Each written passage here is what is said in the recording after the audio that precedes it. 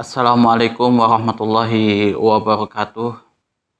Innal hamdalillahi nahmaduhu wa nasta'inuhu wa nastaghfiruh wa na'udzubillahi min syururi anfusina wa min sayyiati a'malina. May yahdihillahu fala mudhillalahu wa may yudlilhu fala hadiyalah. Asyhadu an la ilaha illallah wahdahu la syarikalah wa asyhadu anna Muhammadan abduhu wa rasuluh.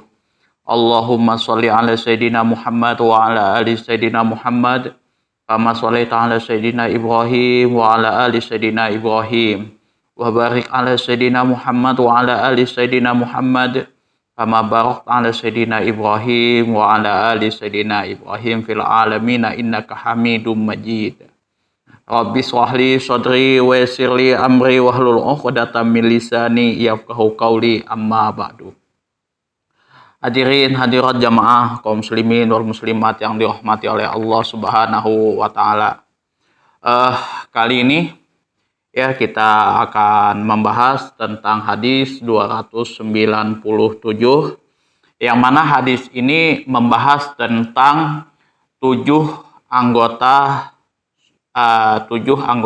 sujud ya. Anggota-anggota sujud yang mana sudah kita bahas juga di dalam kitab Fathul Qorib sama kitab Safinatun Najah ya. Teman-teman bisa cek nanti anggota-anggota tubuh anggota-anggota sujud yang biasa teman-teman lakukan pada saat sujud ya. Di dalam kitab Fathul Qorib Safinatun Najah itu kita sudah bahas itu yang kemarinnya ada kening, kemudian hidung, kedua telapak tangan, kedua lutut, sama jempol kaki itu ya. Kedua jempol kaki, jari-jari itu semuanya harus menyentuh ke tempat sujud itu ya. Itu jadi jangan sampai ada anggota-anggota tubuh anggota sujud ini yang tidak menyentuh anggota sujud ya. Baik itu kening ini kan. Nah, kalau misalkan songkok jangan sampai menutupi kening gitu kan. Nah, kalau misalkan rambutnya itu berurai kayak gini, nah itu mesti harus dirapikan. Kalau misal dia orang tersebut botak, nggak ada rambutnya, dia nggak pakai songkok, itu tidak ada masalah. Songkok, mau pakai songkok atau tidak, itu sebenarnya tidak ada masalah di dalam sholat itu ya. Yang bermasalah itu kalau misal songkoknya tersebut, kopiahnya tersebut menutupi keningnya ini ya, menutupi keningnya itu. Nah, songkok itu sebenarnya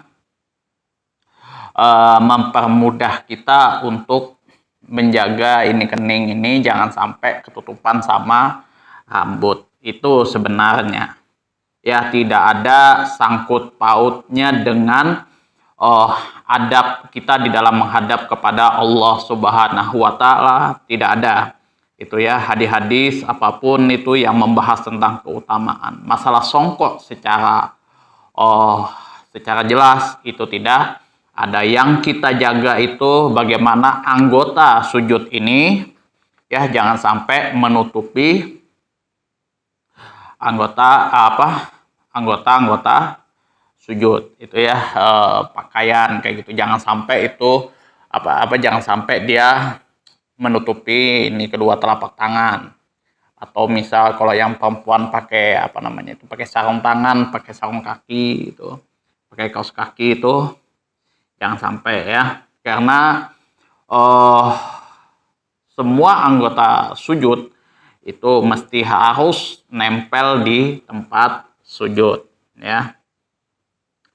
Nah, ini nanti kita akan bahas pandangan dari 4 imam mazhab itu, baik itu Imam Syafi'i, Imam Maliki, kemudian Imam Ahmad bin Hambal, sama Imam Abu Hanifah ya. Kita kalau di dalam kitab apa namanya, Safinatun Najah, kitab Fathul Qorib, itu pembahasan fikih yang dibahas di situ berdasarkan satu pandangan imam mazhab saja, yaitu Imam Syafi'i di situ. Nah, bagi teman-teman yang mungkin di luar daripada mazhab Syafi'i, nggak usah shock, nggak usah ini ya. Itu semua ya hanya sebatas standar mazhab Syafi'i itu. Nah, kalau ini apa? Kalau yang bermazhab Syafi'i pun, kita yang bermazhab Syafi'i mendengar ceramah-ceramah ustadz yang bermazhab di luar daripada mazhab Syafi'i, mazhab Hambali kah, Hanafi dan lain sebagainya, juga jangan shock. Loh, kok ini beda? Gitu kan? Saya sholatnya seperti ini, kok antum sholatnya seperti ini? Nggak usah repot, ya, nggak usah, slow saja, slow. Ya, karena jujur aja, kemarin-kemarin yang sudah kita bahas sekali lagi ini ya, saya tekankan sekali lagi, itu yang saya bahas satu persatu hadisnya ini, satu persatu hadisnya ini, sulit, sangat sulit sekali saya menemukan bahwa ulama itu sepakat seperti ini. Sepakat ini. Ada saja perbedaan-perbedaan ulama di dalam menelaah atau menganalisa suatu hadis. Itu ya. Contoh kayak misal yang biasa yang biasa di YouTube itu, yang masyhur di YouTube itu masalah kunut dan tidak kunut. Seperti itu juga nanti akan kita bahas di dalam kitab Bulughul Maram dan kitab Al-Azkar. Itu. Jadi yang berkunut, nanti yang berkunut kita akan bahas detail itu. Kalau nggak salah ada 4 lembar itu, nanti mungkin ada 1 jam pembahasan untuk masalah kunut itu sendiri. Walaupun ya saya lebih condong kepada ulama yang tidak menggunakan kunut ya, hanya sebatas hanya pada momen-momen tertentu. Itu kan ada juga ustadz gitu yang mengatakan bahwa kunut itu bid'ah. Itu hadisnya juga ada di dalam kitab Bulughul Maram. Itu dan juga dibahas juga di dalam kitab Al-Azkar. Jadi sebenarnya kalau misal teman-teman yang ngaji kitab, harusnya itu di dalam menonton YouTube ya ustadz-ustadz yang berbeda dengan kita tuh nggak usah shock, nggak usah marah, nggak usah ini ya kan. Intinya ya kita menambah wawasan kita lah, open minded lah, seperti itu ya. Saya juga berkali-kali saya jujur ngomong di YouTube ini ya agak miris ya dengan keadaan ustadz-ustadz yang sekarang kayak gitu kan. Karena ustadz-ustadz yang sekarang tuh jujur aja apapun ya, kalau misalnya apa yang beliau sampaikan itu kebanyakan yang terjadi itu dilihat pada latar belakang politiknya. Oh ini misal dulunya dia milih si A kayak gitu kan, kadrun jadinya, milih si B jadi pro pemerintah dan lain sebagainya, ujung-ujung itu tadi bertentangan dengan kita, akhirnya jadinya disomasi dan lain sebagainya, rame-rame dibahas kayak gitu. Padahal itu juga nggak perlu dibahas, itu sudah pembahasan dari dulu itu ya. Kayak contoh berdoa itu menggunakan bahasa Arab atau tidak kayak gitu. Agama Islam harus dibela apa tidak, itu sebenarnya nggak perlu lah kalau menurut saya dibahas kayak gitu. Terus yang rame lagi ini azan, mau itu keras ataukah pelan, kondisional saja sebenarnya kalau masalah itu. Kalau misal dia masyarakatnya nggak ada keberatan, misal seperti itu, azannya dibikin keras, tidak ada masalah. Tapi kalau misal masyarakatnya ada yang keberatan, mungkin eh, di tetangganya mungkin begitu terganggu dengan itu, jangan dihakimi terus, wah ini anak dajjal nih. Kalau mendengar kalimat-kalimat thayyibah, apa namanya, kepanasan dan lain sebagainya. Enggak juga. Ya, jangan sampai seperti itu. Saya juga dulu pernah waktu saya ngampas apa, waktu itu saya jadi sales, lagi asik-asik saya nawarkan barang kayak gitu. Pas sholat asar, keras betul itu suaranya, kejut juga kayak gitu kan, terkejut juga saya waktu itu karena keras betul suara itu. Jadi ya teman-teman yang tuh kenapa nggak ditegur kalau misalkan keberatan kan. Mohon maaf Mas Roim katanya, kalau kita tegur jujur aja kita langsung dicap anak dajjal langsung kayak gitu. Ya seperti itulah kadang. Padahal sebenarnya kalau masalah azan itu sendiri ya tergantung daripada keimanan kita gitu kan. Itu kalau toh pun suara azan di masjid sayup-sayup kayak gitu nggak begitu kedengaran, tapi kan kalau di zaman sekarang itu kan ada aplikasi salam misalkan, ada alarm apa jam beker atau apa kayak gitu kan bisa kita setel di situ kapan waktu asar, kapan waktu zuhur, asar, jam berapa itu kan sudah ada.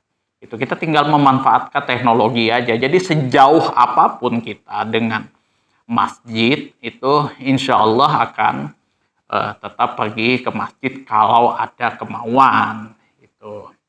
Kalau misal sudah nggak ada kemauan, biarpun tawanya ada di telinga kayak gitu, di kuping kayak gini, ya tetap aja begitu as-sholatu khairum minan naum langsung selimut lagi ya kan, pasang selimut ya seperti itulah.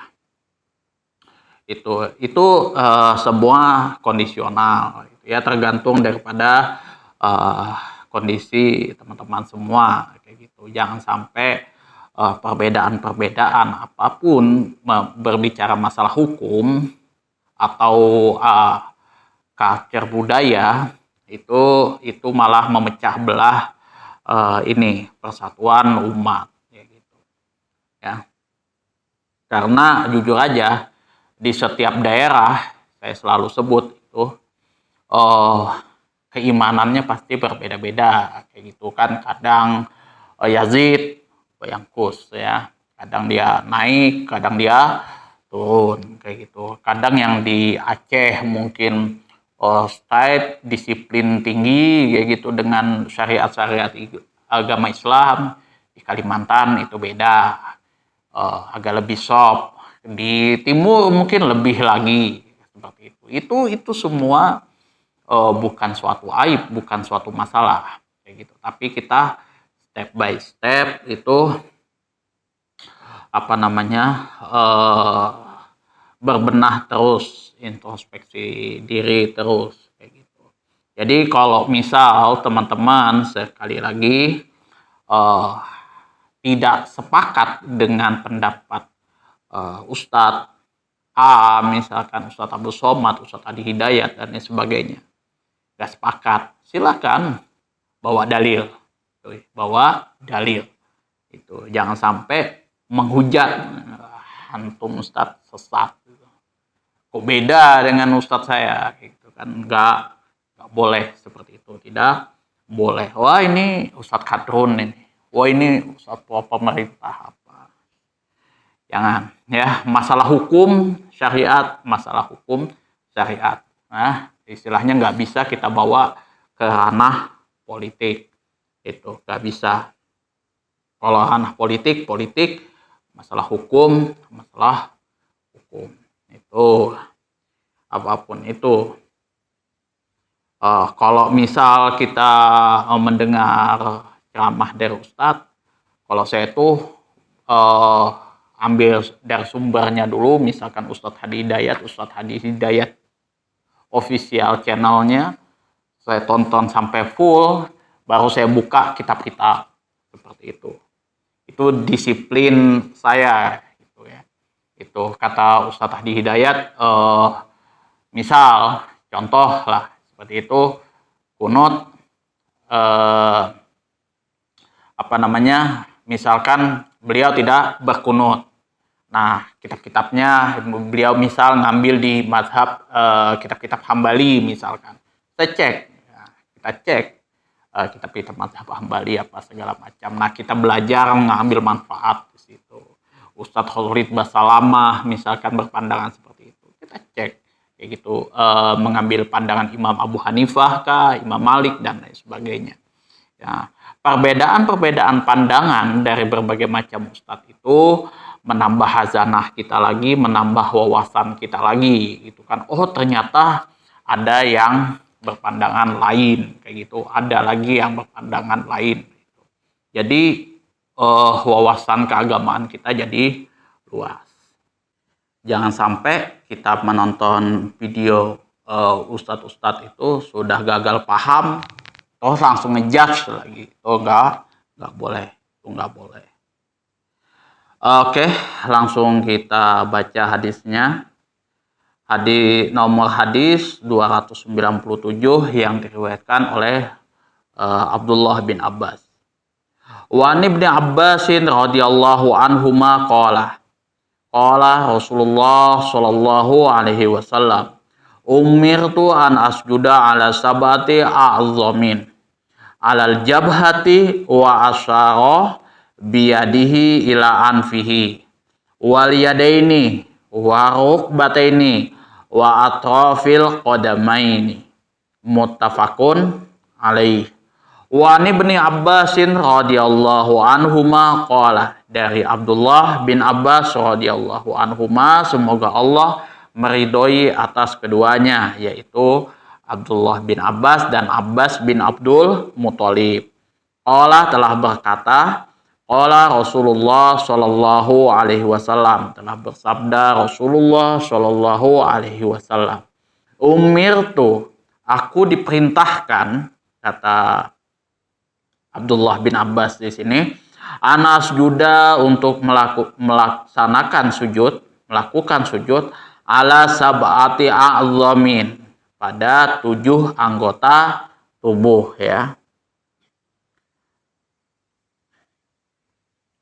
7 anggota sujud atau 7 anggota tubuh.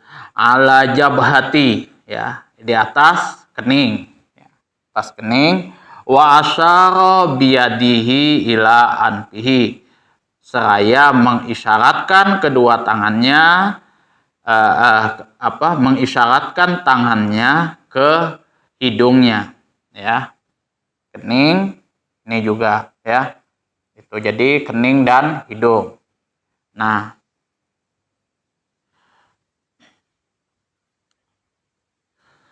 wal yadaini, dan kedua telapak tangan. Wa rukbataini, dan kedua lutut. Wa atrafil qadamaini, dan kedua telapak kaki, ya. Wa atrafi, dan ujung jari al-qadamai, kedua kaki. Muttafaqun alaih, hadis ini diriwayatkan oleh Imam Bukhari dan Muslim melalui jalur sahabat yang sama, ya. Jadi kalau muttafaqun alaih itu berarti hadisnya, derajat hadisnya itu sahih tingkat tinggi, ya. Ini kalau teman-teman sudah saya terangkan tingkatan-tingkatan hadis itu yang sahihnya seperti apa, ya. Kalau sudah muttafaqun alaih, ya, sahih, disepakati oleh Imam Bukhari dan Muslim, maka itu derajat hadisnya, kesahihannya itu tahap tinggi. Nah, muttafaqun alaih ini dia diriwayatkan oleh Imam Bukhari dan Muslim melalui jalur sahabat yang sama. Itu Jadi meskipun ini dari sini, kemudian ke sini kayak gitu, tapi kalau ditelusuri ke atas kayak gitu sanadnya nyambung ke satu sahabat Rasulullah Shallallahu Alaihi Wasallam. Itu dia. Itu gambaran singkat daripada ilmu hadis ya, ilmu mustalahul hadis. Nah, jadi saya simpulkan sedikit ya, bahwasanya aku diperintahkan untuk sujud di atas anggota tubuh. Yang pertama kening, kemudian hidung, kedua telapak tangan, kemudian kedua lutut, ujung jari, kedua telapak kaki. Tuh. Kemudian di sini makna keseluruhannya. Nah, mengingat tujuan sujud dengan kening ialah ungkapan kehinaan dan tunduk kepada Tuhan yang disembah, sedangkan hidung tidak dapat menggantikan kedudukannya untuk mengungkapkan hal tersebut. Maka sujud harus dilakukan pada kening ya. Mengingat belum pernah dibuktikan bahwa Nabi Shallallahu Alaihi Wasallam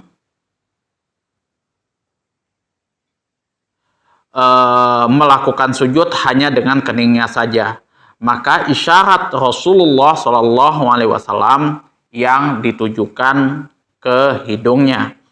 Jika memberikan pengertian bahwa hidung merupakan suatu keharusan dalam sujud, berarti merupakan isyarat yang menetapkan bahwa hidung dan kening bukan merupakan suatu anggota secara hakiki, sehingga sujud dapat dilakukan menggunakan salah satunya ya, baik itu kening atau hidung ya. Itu sebagaimana dianggap cukup hanya dengan meletakkan sebagian dari anggota yang hakiki ya, bisa dengan hidung atau dengan kening. Nah, itu. Tapi kalau mazhab Syafi'i itu kening sama hidung harus kena dua-dua. Itu ya. Itu harus kena dua-dua. Nanti kita akan bahas di fikih hadisnya. Kemudian di sini analisis lafadznya adalah umirtu, Allah telah memerintahkan kepadaku. Oh ya, ini saya ralat ya. Umirtu di sini maksudnya Rasulullah yang mengatakan di sini, sorry. Ini saya salah. Ya, bahwasanya Rasulullah itu diperintahkan oleh Allah Subhanahu wa taala. Di sini maksudnya ya, Allah yang memerintahkan kepadaku, artinya ini Rasulullah Shallallahu alaihi wasallam yang menyampaikan, bukan Abdullah bin Abbas. Ini saya ralat ya. Azumin di sini makna yang dimaksud ialah anggota tubuh ya. Masing-masing dari anggota sujud dinamakan azum, tulang, karena ditinjau dari segi keseluruhan. Jadi ada yang mengatakan anggota tubuh, ada yang mengatakan anggota sujud ya. Tapi kalau anggota tubuh yang digunakan untuk sujud itu sudah kalau kami itu sudah mafhum, artinya kening, hidung, kedua telapak tangan, kedua siku sama kedua telapak ujung jari-jari kaki, tuh ya, itu sudah mafhum di situ.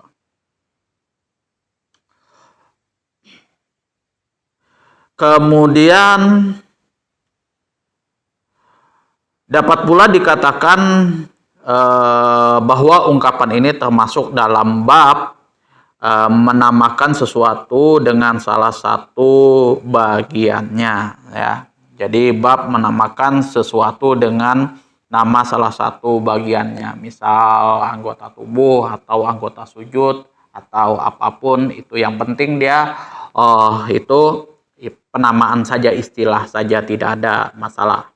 Yang penting kita melaksanakan sujud tersebut kalau bisa diutamakan itu 7 anggota tubuh harus nempel semuanya. Ini kalau berdasarkan standar mazhab Syafi'i ya.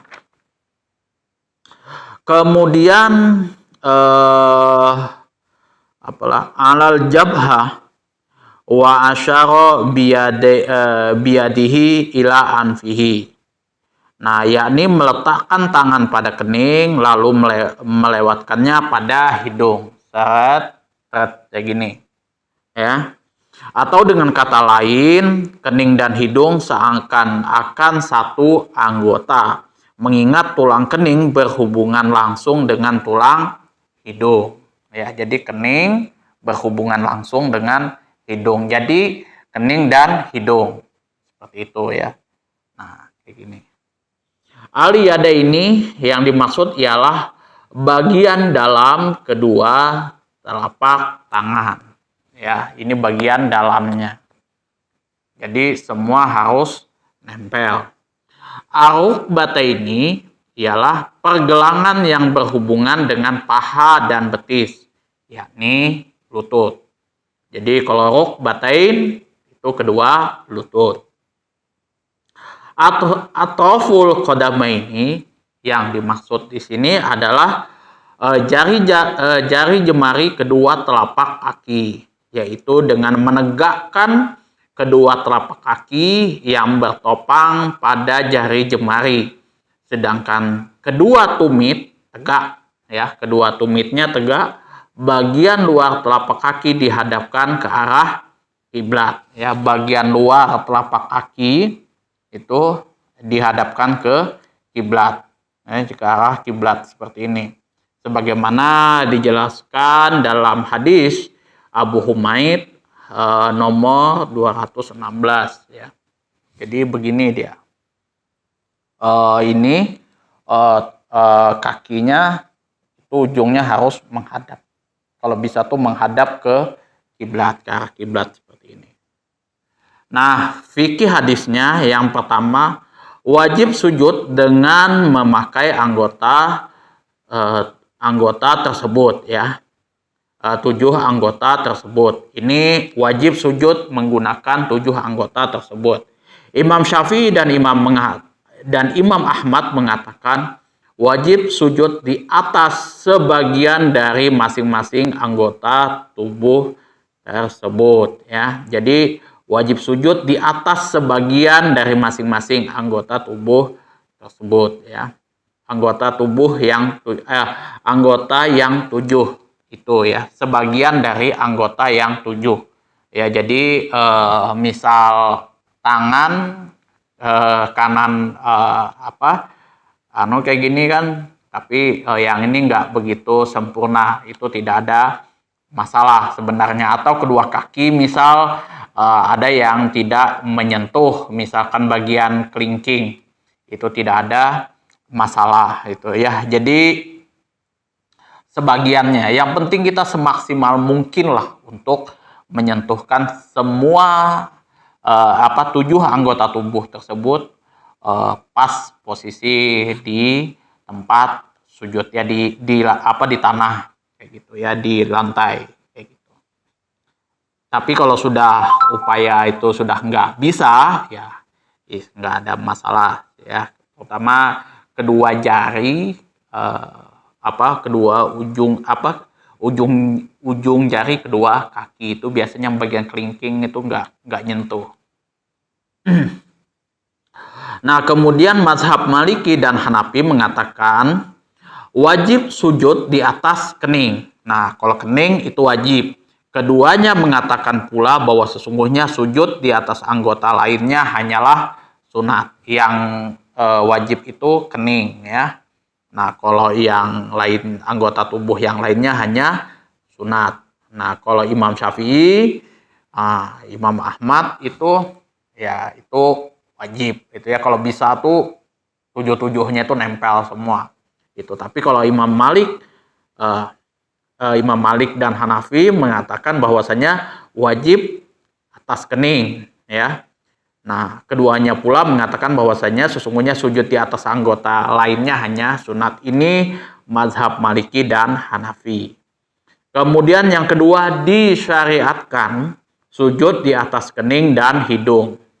Ya, kening, hidung. Imam Ahmad mengatakan wajib menggabungkan di antara keduanya.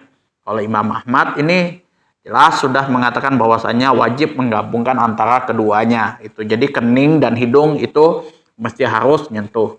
Untuk itu seandainya seseorang sujud hanya dengan salah satu di antaranya, hal tersebut tidaklah mencukupi. Jadi kalau misal keningnya saja, hidung tidak, itu maka sujudnya tidak mencukupi.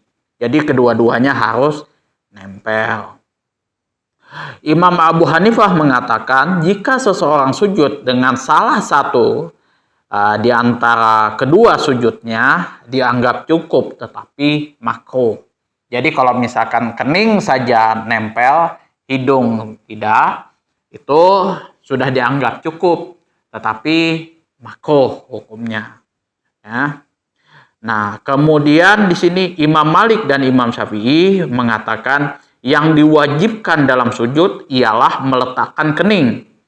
Sedangkan sujud dengan hidung adalah sunat. Ya. Dan menurut Imam Malik, orang yang bersangkutan harus mengulangi jika ia tidak sujud dengan hidungnya. Ini perbedaan-perbedaan pandangan ulama tentang 7 anggota sujud. Ya. Jadi kalau saya mau simpulkan ya, saya mau simpel aja nih menjelaskan supaya teman-teman gak bingung.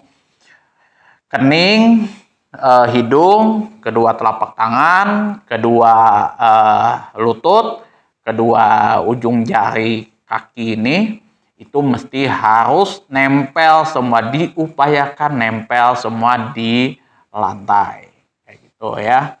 Gitu. Jadi upayakan semuanya nempel, jangan sampai ada yang keangkat, ada yang nggak nempel itu ya. Itu diupayakan nempel. Nah, kalau misal sudah semampu mungkin ada anggota tubuh mungkin yang tidak nempel, mungkin ada keterbatasan keterbatasan mungkin cacat atau apa kayak gitu, itu sudah tidak ada masalah di luar daripada hukum. Ya, itu insya Allah dimaafkan. Nah, karena yang dilihat oleh Allah Subhanahu wa Ta'ala bukan hasilnya, tapi upaya kita untuk menjalankan syariat Islam sesuai dengan apa yang telah dianjurkan oleh Rasulullah Shallallahu Alaihi Wasallam. Mungkin itu saja yang dapat saya sampaikan, kurang dan lebihnya saya mohon maaf yang sebesar-besarnya apabila ada kesalahan saya di dalam menyampaikan kitab ini. Kemudian apabila dan juga saya juga memohon maaf kalau misalkan ada kata-kata saya yang menyinggung hati teman-teman semuanya. Apabila ada kritikan, saran, masukan, dan juga pertanyaan sebagaimana biasa, silahkan diatur di kolom komentar. Selanjutnya, akhirul kalam, wabillahi taufiq wal hidayah, assalamualaikum warahmatullahi wabarakatuh.